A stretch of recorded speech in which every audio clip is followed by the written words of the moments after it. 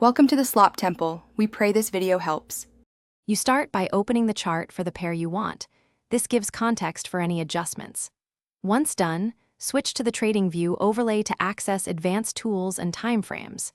Make sure you pick an appropriate interval. For quick scalps, use 1M5M. For swing analysis, choose 1H or 4H.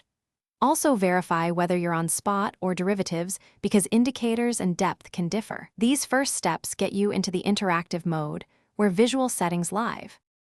Now you'll configure the meat of the chart, indicators and layout. You add MACD, RSI, and EMA from the indicator menu.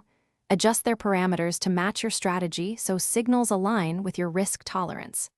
Next, change the candle type and color scheme to improve contrast. Switch the price scale to logarithmic if you analyze percent moves. Once you have a clean layout, save it as a profile so you can restore these settings quickly across sessions and devices. Finish by fine-tuning visual tools and ensuring persistent settings. You'll draw trend lines and apply Fibonacci retracements for entries and exits. Lock important objects so you don't move them by accident. Then export or sync the layout to your account so changes survive logouts. If something goes wrong, such as missing indicators or frozen charts, clear the browser cache, update the app or browser, and reapply your saved profile. This usually resolves most display or lag issues quickly. Thanks for watching. Consider subscribing if we helped you.